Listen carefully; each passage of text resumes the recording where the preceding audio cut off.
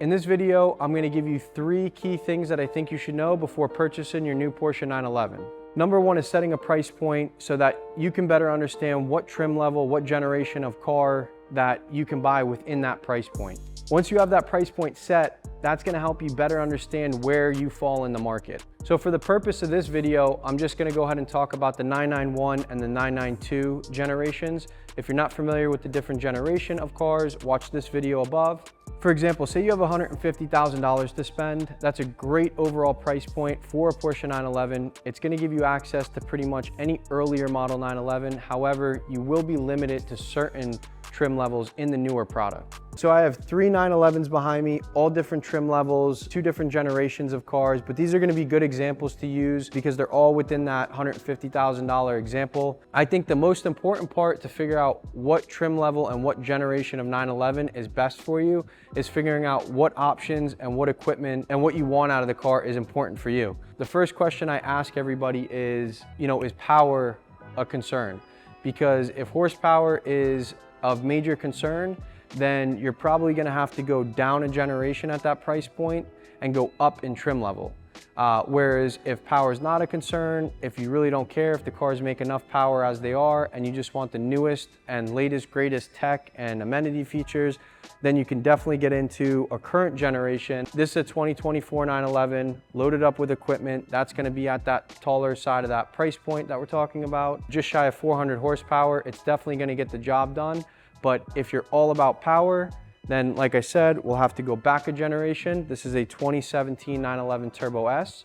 So this is going to be at the top of the food chain for trim level, well over 500 horsepower, but it is going to have different characteristics than the current generation. So you're going to have a little less tech, a little bit different body styling, different interior, but that's the compromise that you're going to have to make for the power difference if power is your thing. Now, if we come over to this guy here, this is a 2015 911 GTS. So this is a naturally aspirated version of the car versus 2 turbocharged platforms. And this car will be in the low hundreds. This is going to be a great car for somebody that's more of a driver and likes to, feel and hear the road. You are going back quite a few years with the technology, but it's not out of date. You still have plenty of new tech and plenty of cool features inside the car. But this is going to be more for somebody who really wants to get the driving experience out of the car. All right, so let's talk about the market on these cars now, because that can be one of the most confusing things for a lot of people is trying to figure out things such as why are some of these 2024s still over window sticker, or why is a 3-year-old Turbo S still worth almost window sticker or at window sticker? And that's what I'm going to do my best to explain and describe to you guys today is how everything works with the Porsche market as of right now. For example, this is a 992 Turbo S.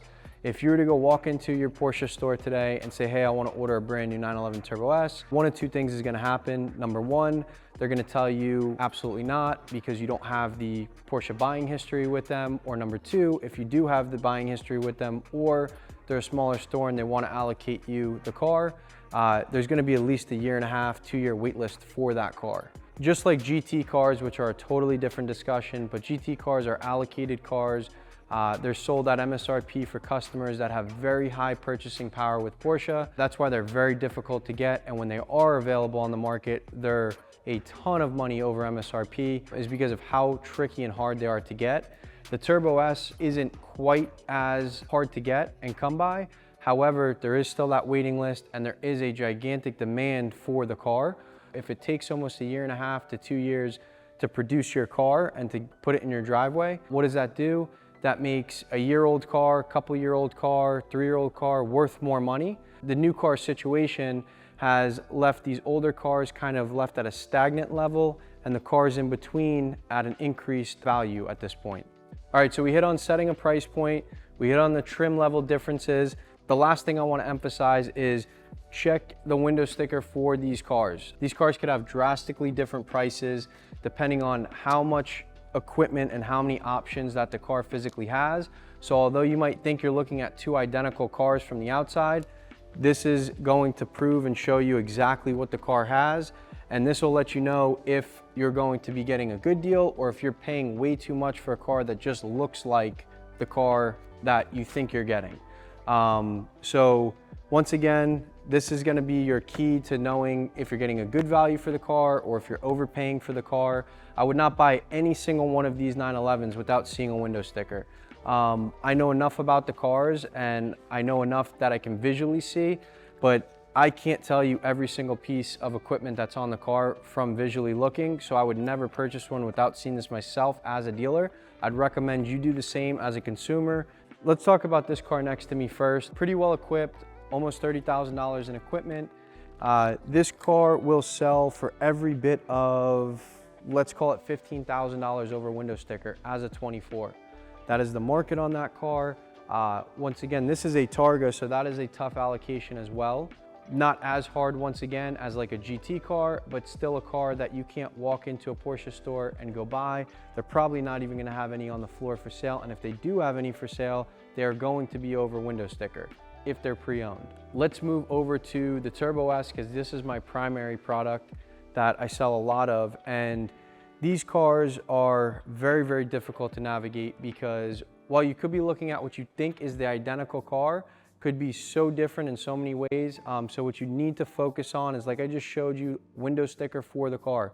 You need to compare your window sticker when you're looking at these cars to make sure that you see exactly what the equipment is and the exact MSRP of the car. Getting back to the prices on these cars, the number one reason why these cars are doing so well, this is a 2021 priced, and this will be the second time I've sold this car at pretty much MSRP. And the reason that being is because this car in a 24, or a current model car, because the 25 is not quite out yet, is about $30,000 increase from base MSRP to base MSRP. So for example, a 2.25 or 230 window sticker could be $270, $275 in the same car in a 24. So it's not necessarily how much under over window sticker we're at, but it's a price point difference now. Somebody looking to maybe just get into the 200 grand range is stretching probably at that 220, 225, whereas to get a current model version of the car, you need to be almost touching 300,000, which sets it into a totally different price bracket. So that is why, say for example, this 2021 has held so strong, is because of that price increase. And then once again, because of the wait time and the demand there are for the cars on a brand new one. All right, so if you're in the market to buy, sell, or trade in your current 911, my information's in the link below. Please give me a call. Thanks for watching.